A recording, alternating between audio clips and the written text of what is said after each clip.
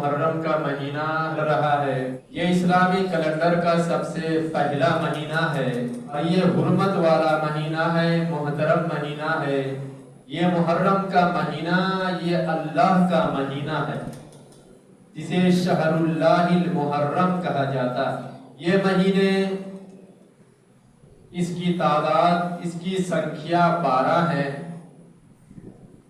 اور یہ مہینے آج سے نہیں بلکہ شروع سے ہی، جب سے اللہ رب العالمین نے زمین و آسمان کو پیدا فرمایا ہے، تب سے ہی یہ مہینے لوح محفوظ میں اس کی تعداد کل 12 ہے۔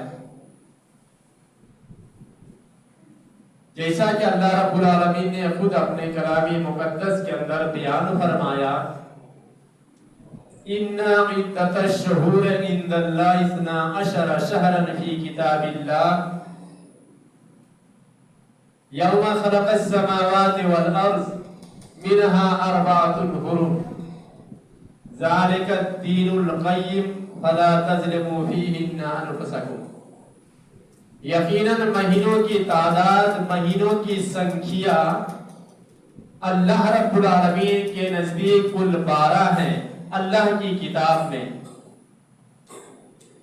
اور یہ اس دن سے ہیں یوم خلق السماوات والارض، جس دن اللہ نے زمین کو پیدا فرمایا، اللہ نے جس دن آسمانوں کو پیدا فرمایا، اسی دن سے یہ مہینے جو ہیں یہ کل 12 مہینے ہیں۔ منہا 4 حرم، ان 12 مہینوں میں سے 4 مہینے حرمت والے ہیں جن کو اللہ نے محترم مہینہ بنایا۔ ایک باتیں سمجھ میں آئی اس آیت سے ہمیں۔ پہلی بات تو اللہ نے ہمیں یہ جانکاری دی، یہ بتایا کہ مہینے کی تعداد جو اسلامی مہینے ہیں ان مہینوں کی تعداد کل 12 ہے۔ یہ کس کے نزدیک ہے؟ تو اللہ کے نزدیک، عند اللہ، اللہ کے نزدیک 12 ہے۔ کون سی کتاب میں لکھا ہے؟ تو بھی کتاب اللہ، اللہ کی کتاب میں لکھا ہوا ہے۔ یہ مہینے کب سے ہیں؟ تو یوم خلق السماوات والارض، جس دن سے اللہ نے زمین و آسمان کو پیدا فرمایا اسی دن سے ہے۔ ان میں سے 12 مہینوں میں سے کتنے مہینے محترم مہینے ہیں جن کو اللہ نے محترم بنایا ہے، جو حرمت والے مہینے ہیں؟ تو وہ کل 4 مہینے ہیں۔ وہ کون کون سے مہینے ہیں؟ تو اللہ کے نبی جناب محمد رسول اللہ صلی اللہ علیہ وسلم کی حدیث سے واضح ہو جاتی ہے، وضاحت کر دی جاتی ہے کہ وہ کون سے مہینے ہیں۔ پہلا مہینہ ہے ذی القعدہ، اس کے بعد ذی الحجہ، اس کے بعد محرم۔ یہ لگاتار 3 مہینے ہیں، اور ایک مہینہ شعبان سے پہلے جو آتا ہے رجب کا مہینہ ہے، یہ مہینہ۔ یہ کل 4 مہینے ہیں جو بڑے ہی محترم مہینے ہیں، یہ بڑے ہی حرمت والے مہینے ہیں جس کو اللہ رب العالمین نے محترم بنایا ہے۔ اسی لیے اللہ رب العالمین نے بیان فرمایا فَلَا تَظْلِمُوا فِيهِنَّ أَنفُسَكُمْ، ان مہینوں کی حرمت کا تم لحاظ رکھو اور تم کیا کرو کہ ان مہینوں کے اندر تم اپنے نفس کے اوپر ظلم نہ کرو، اپنے جان کے اوپر تم ظلم نہ کرو۔ یوں تو 12 مہینے میں ظلم و زیادتی سے اللہ نے روک دیا ہے، لیکن خصوصاً محترم مہینے میں اللہ نے اسپیشل طور پر روک دیا ہے۔ ظلم کا کیا معنی ہے؟ 2 معنی اس سے مراد لیا جاتا ہے۔ ظلم کا ایک معنی ہے کہ ظلم سے معنی ہے یہ جنگ ہے، جدال ہے، لڑائی ہے، جھگڑا ہے، یہ ظلم ہے، زیادتی ہے، یہ ظلم کا ایک معنی۔ اور دوسرا معنی ظلم کا ہے گناہ، یعنی جو انسان گناہیں کرتا ہے، گناہ کماتا ہے، یہ گناہوں سے روک دیا گیا۔ اسی لیے اللہ رب العالمین نے قرآن کے اندر ظلم کو، شرک کو ظلم سے بیان فرمایا ہے، ان الشرک لظلم عظیم، کہ یہ شرک جو ہے یہ ظلم عظیم ہے، بہت بڑا گناہ ہے۔ تو شرک کو بھی اللہ نے ظلم قرار دیا ہے۔ اور اسی طرح بہت ساری جو گناہیں ہیں، چاہے بڑی گناہیں ہوں یا چھوٹی گناہیں ہوں، یہ گناہ بھی ظلم کے حصے میں اور اس کے زمرہ میں اور اس کے دائرے میں آتی ہیں۔ اس لیے انسان کو ہر بڑے سے بڑے گناہ سے بھی بچنا چاہیے اور ہر چھوٹے سے چھوٹے گناہ سے بھی بچنا چاہیے، کیونکہ حدیث میں آتا ہے اللہ کے نبی جناب محمد رسول اللہ صلی اللہ علیہ وسلم نے بیان فرمایا کہ جب انسان ایک گناہ کرتا ہے تو اس کے دل کے اندر ایک سیاہ داغ، ایک سیاہ کالا دھبا اس کے سینے کے اندر، اس کے دل کے اندر پڑ جاتا ہے۔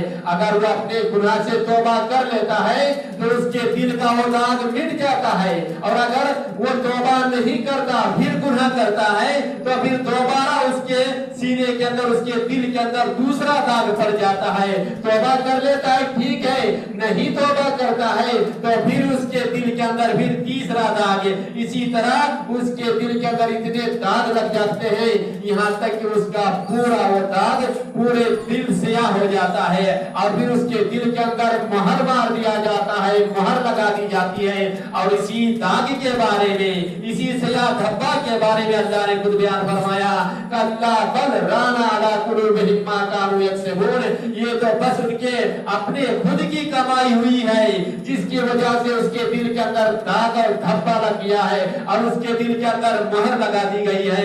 میرے بھائیوں اور دوستو، جب اللہ انسان کے دل کے اندر مہر مار دیتا ہے، مہر لگا دیتا ہے ان کے گناہوں کی وجہ سے، تو پھر انسان کو اچھی اور بری چیزوں میں تمیز کرنا نہیں آتا ہے، پھر صحیح اور غلط میں وہ فرق نہیں کر پاتا ہے، حق بات وہ قبول نہیں کر پاتا ہے، پھر اللہ اور اللہ کے رسول کی باتیں اس کے دل کے اندر نہیں آ پاتی ہے، پھر وہ گناہوں پہ گناہ کرتے جاتا ہے۔ تو اسی لیے ہم کو آپ کو چاہیے کہ چاہے بڑی گناہ ہو یا چھوٹی گناہ ہو، ہر گناہوں سے ہم اپنے آپ کو بچائیں۔ اور سال کے 12 مہینے میں تو ہے ہی، لیکن خصوصاً یہ حرمت والے مہینے ہیں، ان کا ہم لحاظ کر کے ہے ان مہینوں کے اندر ہم زیادہ سے زیادہ نیکی کریں اور زیادہ سے زیادہ ہم گناہوں سے اپنے آپ کو بچانے کی کوشش کریں۔ آخر اللہ رب العالمین نے خصوصی طور پر ان 4 مہینوں کا لحاظ کرتے ہوئے لوگوں سے کیوں کہا کہ فَلَا تَظْلِمُوا فِيهِنَّ أَنفُسَكُمْ، کہ تم ان مہینوں کے اندر جو حرمت والے مہینے ہیں ان میں تم اپنے نفس کے اوپر ظلم نہ کرو، گناہ نہ کماؤ۔ آخر کیوں کہا؟ اس لیے کہ گناہ انسان کو، جو نیکی انسان عام دنوں میں کرتا ہے، جو بھی نیکی کرتا ہے نیکی کا اجر و ثواب ملتا ہے، مگر اللہ رب العالمین جن مہینوں کو محترم بنا دیتا ہے ان مہینے میں اگر انسان نیکی کرتا ہے تو اس کا اجر و ثواب اور کئی گنا زیادہ بڑھا دیتا ہے۔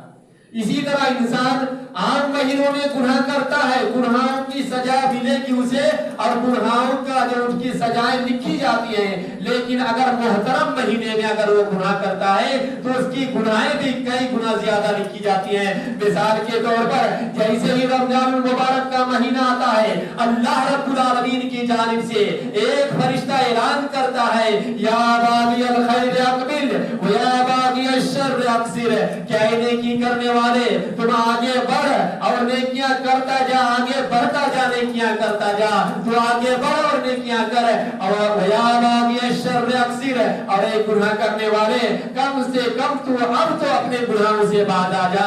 یہ محترم مہینہ، یہ رمضان مبارک کا مہینہ بڑا ہی بابرکت مہینہ ہے، مبارک مہینہ ہے۔ تو انسان رمضان کے مہینے میں نیکیاں کرتا ہے، عبادتیں کرتا ہے، تو پھر اس کی نیکیاں جو ہے کئی گنا زیادہ بڑھا چڑھا کر کے لکھ دی جاتی ہیں۔ اسی طرح اگر اس مہینے کے اندر انسان گناہ کرتا ہے تو اس کی گناہیں بھی کئی گنا زیادہ بڑھا چڑھا کر کے لکھ دیا جاتا ہے۔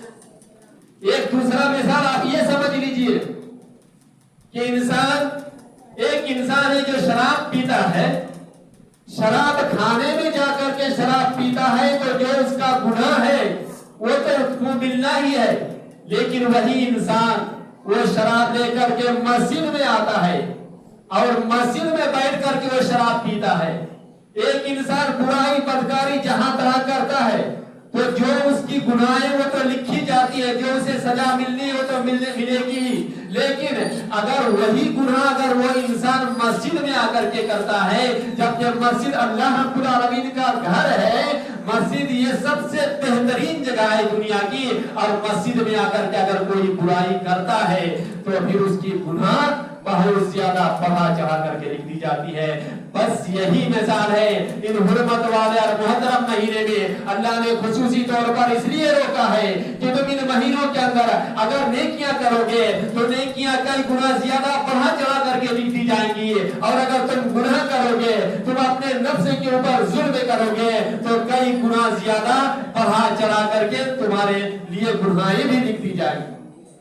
تو میرے بھائیوں اور دوستوں، اس مہینے کے اندر، محرم کے مہینے کے اندر آپ کو پتہ ہوگا، معلوم ہوگا، آپ دیکھتے ہوں گے زیادہ تر شہروں کے اندر کہ بہت سارے لوگ جہاں اللہ نے ظلم و زیادتی سے روک دیا ہے، اپنے نفس کے اوپر ظلم مت کرو، جیسے ہی ہلال محرم شروع ہو جاتا ہے، جیسے ہی محرم کا چاند نظر آتا ہے، ہر جگہ، ہر شہر میں، گلی میں، چوراہے میں، چوک میں ڈھول تاشوں کی آوازیں فضا میں گونجنے لگتی ہے، ماتم اور مرثیہ نہایت ہی جوش و خروش کے ساتھ رونما ہونے لگتا ہے، لوگ اپنے غریباں کو چاک کرنے لگتے ہیں، اپنے رخساروں کو نوچنے لگتے ہیں، اپنے سینے کو تھپڑ مارنے لگتے ہیں، جبکہ اللہ نے کہا فَلَا تَظْلِمُوا فِيهِنَّ أَنفُسَكُمْ، تم اپنے نفس کے اوپر ظلم مت کرو، زیادتی مت کرو۔ اور یہ فداکاران حسین معلوم ہوتا ہے کہ انہی کمزور اور بزدل لوگوں کی دنیا آباد ہے، جن کی حماقت اور صفات کی لہروں نے تراتم برپا کر رکھا ہے۔ حالانکہ ایسے موقع پر شہادت حسین یہ ان کے مقدر میں لکھی ہوئی تھی، اور اللہ کے نبی جناب محمد رسول اللہ صلی اللہ علیہ وسلم کو حضرت جبرائیل علیہ السلام نے پہلے ہی آ کر کے اس بات کی خبر دی تھی۔ جب حضرت حسین رضی اللہ تعالیٰ عنہ نبی کے پاس تھے، ام سلمہ رضی اللہ تعالیٰ عنہ بیان فرماتی ہیں کہ حضرت حسین رضی اللہ تعالیٰ عنہ میرے پاس موجود تھے، اتنے میں جبرائیل علیہ السلام آئے اللہ کے نبی جناب محمد رسول اللہ صلی اللہ علیہ وسلم کے پاس، اور جب آئے جبرائیل نبی کے پاس، حضرت حسین میرے پاس تھے، رونے لگے تو میں نے اسے چھوڑ دیا۔ جب میں نے حسین کو چھوڑ دیا تو وہ دوڑتے ہوئے اللہ کے نبی کے پاس گئے۔ جب اللہ کے نبی کے پاس گئے، نبی نے پیار کیا، جبرائیل علیہ السلام نے کہا کہ اللہ کے نبی صلی اللہ علیہ وسلم آپ اپنے نوازے سے محبت کرتے ہیں، ان سے پیار کرتے ہیں؟ کہا ہاں جبرائیل، میں ان سے بہت زیادہ محبت کرتا ہوں۔ کہا کہ تیرا نوازا یہ ان کے قوم کے لوگ، یہاں کے لوگ اسے قتل کر دیں گے، اسے شہید کر دیں گے۔ اور اسی وقت جبرائیل علیہ السلام نے اللہ کے نبی جناب محمد رسول اللہ صلی اللہ علیہ وسلم کو وہ جگہ بھی دکھلا دی تھی، وہ مٹی بھی دکھلا دی تھی کہ کہاں پہ حضرت حسین رضی اللہ تعالیٰ عنہ شہید کیے جائیں گے، اور وہ کربلا کا میدان تھا کہ اللہ کے نبی کو پہلے ہی اس کی پیشین گوئی کر دی گئی تھی، پہلے ہی بتا دی گئی تھی کہ تیرا نواسا یہ حسین شہید کر دیا جائے گا۔ بہرحال حسین کی شہادت سے دنیا کے ہر مسلمان کو تکلیف ہے، ہر مسلمان کو درد ہے کہ بڑے ہی بھیانک طریقے سے، بڑے ہی دردناک طریقے سے حضرت حسین رضی اللہ تعالیٰ عنہ کو شہید کیا گیا تھا۔ ہر مسلمان کو حضرت حسین سے محبت ہے اور ہونی چاہیے، اور درد ہے ان کی شہادت کا اور ہونا بھی چاہیے میرے بھائیوں اور دوستوں۔ لیکن شریعت نے ماتم منانے کے لیے حکم نہیں دیا ہے، نوحہ کرنے کے لیے حکم نہیں دیا ہے، اور یہ جلوس نکالنے کا حکم نہیں دیا ہے، اور یہ دن رات یہ جو کھانے پینے کا انتظام، یہ شربت اور طرح طرح کی سبیلیں جو دودھ کی اور پانی کے لگائی جاتی ہیں، پتہ یہ چلتا ہے کہ یہ شہادت حسین کے کپ میں نہیں بلکہ شہادت حسین کے لیے جشن منایا جا رہا ہو، جبکہ اس مہینے کے اندر روزہ رکھنے کا حکم دیا ہے، اور یہ سبیلیں لگائی جاتی ہیں، یہ دودھ کی اور پانی کی سبیلیں لگائی جاتی ہیں۔ تو پھر سوچنے والا یہ کیسے نہ سوچے کہ یہ کسی کے کم میں نہیں بلکہ شہادت حسین کی خوشیاں منائی جا رہی ہے اور اس کا جشن منایا جا رہا ہے۔ تو میرے بھائیوں اور دوستوں، ایسے وقت میں، کسی بھی مصیبت کے وقت، قرآن اس بات کا اعلان کرتا ہے وَبَشِّرِ الصَّابِرِينَ الَّذِينَ إِذَا أَصَابَتْهُمْ مُصِیبَةٌ قَالُوا إِنَّا لِلَّهِ وَإِنَّا إِلَیْهِ رَاجِعُونَ۔ نبی کے اوپر وحی نازل ہوئی، قرآن کی آیت نازل ہوتی ہے، اے نبی آپ دنیا والوں کو کہہ دیجئے کوئی بھی مصیبت آ جائے، کوئی بھی آفت آ جائے، कोई भी हादसा आ जाए, वबश्शिरि साबिरीन, आप उन सब्र करने वालों को जो सब्र करते हैं अपनी मुसीबतों के ऊपर, आप उन्हें खुशखबरी सुना दीजिए। वबश्शिरि साबिरीन अल्लज़ीना इज़ा असाबतहुम मुसीबा, कि जब भी उनके ऊपर कोई आफत आती है, जब भी उनके ऊपर कोई इम्तिहान आता है, जब भी उनके ऊपर कोई मुसीबत आ जाती है, आप उन्हें कह दीजिए इज़ा असाबतहुम मुसीबा क़ालू इन्ना लिल्लाहि व इन्ना इलैहि राजिऊन, तो वो कहते हैं हम सब अल्लाह के लिए ही हैं और हमें अल्लाह ही की तरफ पलट करके जाने वाले हैं। उनको खुशखबरी सुना दीजिए। उलाइका अलैहिम सलवातुम मिर रब्बिहिम व रहमा, यही लोग हैं कि उनके ऊपर उनके रब की जानिब से नवाज़िशें होंगी। यही वो लोग हैं कि रब की नवाज़िशें और अल्लाह की रहमतें उनके ऊपर नाजिल होती हैं। व उलाइका हुमुल मुहतदून, और यही लोग हैं जो हिदायत याफ्ता लोग हैं। वो लोग हैं जो मुसीबतों में सब्र करते हैं, जो मातम मर्सिया और नवाशी नहीं करते हैं। किसी भी मुसीबत में सब्र करने का अल्लाह ने बहुत बड़ी खुशखबरी सुना दी है। इसलिए हर इंसान को चाहिए कि मुसीबतों का डट करके मुकाबला करें और सब्र का मुजाहरा अपने अंदर करें। मेरे भाइयों और दोस्तों, सब्र का इतना बड़ा अजर है, सवाब है कि अल्लाह रब्बुल आलमीन ने सूरह ज़ुमर के अंदर बयान फरमाया, इन्नमा युवफ़्फ़स साबिरूना अजरहुम बिग़ैरि हिसाब, इन्नमा युवफ़्फ़स साबिरूना अजरहुम बिग़ैरि हिसाब। अल्लाह ने फरमाया सब्र करने वालों का जो अज्र है, उनका जो मकाम है, उनका जो सवाब है, इसका काउंटिंग नहीं किया जा सकता है कि अल्लाह कितना अज्र देगा, कितना सवाब देगा, बेगैर हिसाब। इन्नमा युवफ़्फ़स साबिरूना अजरहुम बेगैर हिसाब, हिसाब ही नहीं लगाया जा सकता है, गिना ही नहीं जा सकता है, उसका काउंटिंग नहीं किया जा सकता है कि सब्र करने वाले का कितना बड़ा अज्र है, कितना बड़ा उसका सवाब है। तो मेरे भाइयों और दोस्तों, हमें हर मुसीबत से, हर मुसीबत पर सब्र करने के लिए हम करना चाहिए। और मेरे भाइयों और दोस्तों, ये खुसूसन जो मुहर्रम का महीना है, बड़ा ही मोहतरम महीना है, अफजल महीना है। इस महीने के अंदर हम ज्यादा से ज्यादा नेकियां करें और हम गुनाहों से जहां तक मुमकिन हो सके, हर छोटी बड़ी गुनाहों से हम अपने आप को बचाने की कोशिश करें। ये महीना, इस महीने के अंदर रोजे रखने का अल्लाह के नबी जनाब मोहम्मद रसूलुल्लाह सल्लल्लाहु अलैहि वसल्लम ने हुक्म दिया है और इस महीने के रोजे के ताल्लुक से बयान फरमाया है। सही मुस्लिम की हदीस है, अल्लाह के नबी ने फरमाया, अबू दाऊद की भी एक हदीस है, अल्लाह के नबी ने फरमाया, अफज़लुस सियाम बाद रमज़ान शहरुल्लाहिल मुहर्रम, के सबसे बेहतरीन रोजा रमजान के रोजा के बाद सबसे बेहतरीन रोजा ये मुहर्रम का रोजा जो कि अल्लाह का महीना है।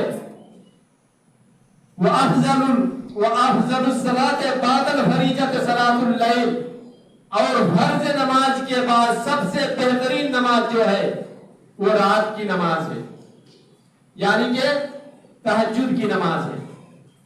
तो रमजान के बाद सबसे बेहतरीन रोजा मुहर्रम का रोजा और फर्ज नमाज के बाद सबसे बेहतरीन नमाज ये रात की नमाज है। दूसरी हदीस सही मुस्लिम की, उम्मुल मोमिनीन हज़रत आयशा सिद्दीक़ा रज़ी अल्लाह ताला अन्हा बयान फरमाती है कि ये आशूरा का जो रोजा है, यह मुहर्रम के जो 10वीं तारीख का रोजा है, तो पहले से ही कुरैश के लोग इसका बहुत ज्यादा एहतमाम करते थे और कुरैश के लोग दौरे जाहिलियत में भी इस रोजे का एहतमाम करते थे और रोजा रखते थे। और अल्लाह के नबी जनाबी मोहम्मद रसूलुल्लाह सल्लल्लाहु अलैहि वसल्लम भी नबी होने से पहले से ही ये मुहर्रम की 10वीं तारीख का आशूरा का रोजा रखते थे।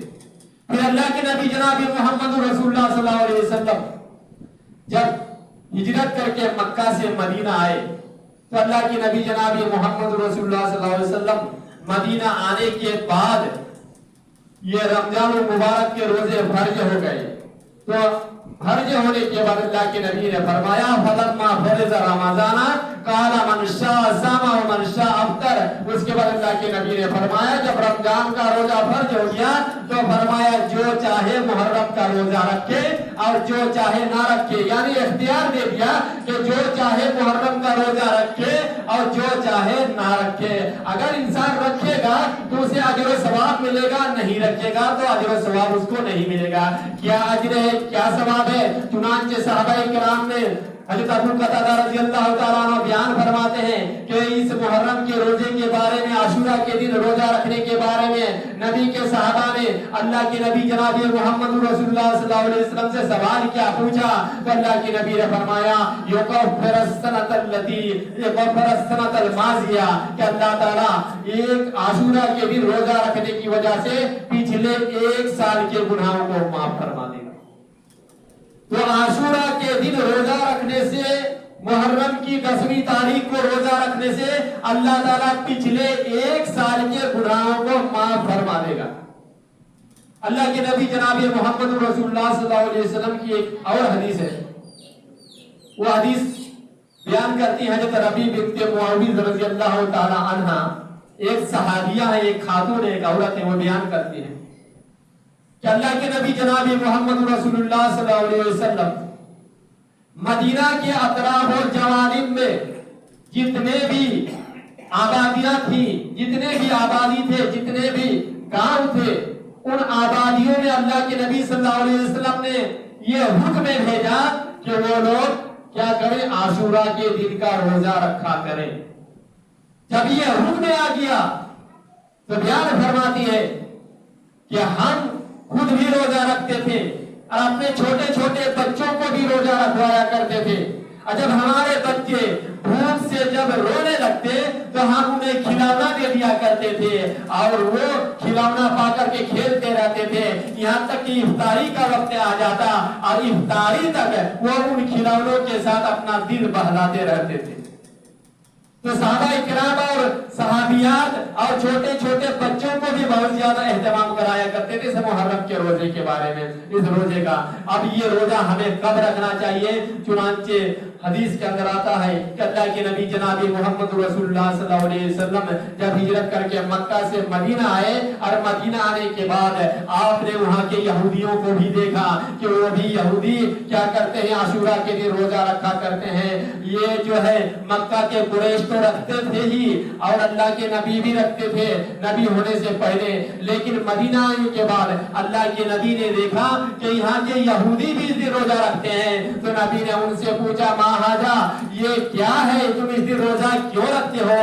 تو کہا ھذا یوم عظیم، یہ بہت ہی بہترین دن ہے، نجى اللہ من بنی اسرائیل من عدوہم، یہی وہ دن ہے جس دن اللہ رب العالمین نے حضرت موسیٰ علیہ السلام کو اور موسیٰ کی قوم کو فرعون کی ظلم و ستم سے نجات دی تھی۔ یہی وہ دن ہے کہ اسی دن حضرت موسیٰ علیہ السلام نے اس دن میں نجات ملنے کی وجہ سے شکرانے کے طور پر موسیٰ علیہ السلام نے روزہ رکھا تھا، اسی لیے ہم بھی روزہ رکھتے ہیں۔ نبی نے فرمایا فَنَحْنُ أَحَقُّ وَأَوْلَىٰ بِمُوسَىٰ مِنكُمْ، تب تو ہم زیادہ حقدار ہیں اور تمہاری بنسبت ہم تو موسیٰ سے زیادہ قریب ہیں۔ پھر اللہ کے نبی نے روزہ رکھا اور اپنے صحابہ کو بھی روزہ رکھنے کا حکم دیا۔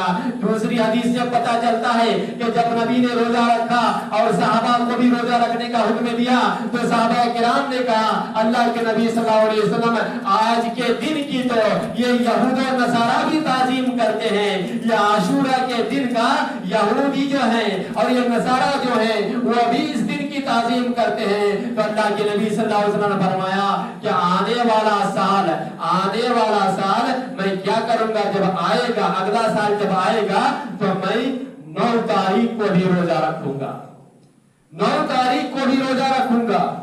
یہودی 10 کو رکھتے ہیں، مسلمان 9 اور 10 دو دن رکھیں گے تاکہ یہودیوں کی مخالفت ہو جائے۔ حضرت عبداللہ بن عباس رضی اللہ تعالیٰ عنہ بیان فرماتے ہیں کہ لیکن اگلا سال آنے سے پہلے ہی اللہ کے نبی جناب محمد رسول اللہ صلی اللہ علیہ وسلم کی وفات ہو گئی۔ بہرحال نبی کی وفات ہو گئی، اگر نبی زندہ ہوتے تو 9 اور 10 روزے رکھتے۔ صحابہ کرام نے اس پر عمل کیا۔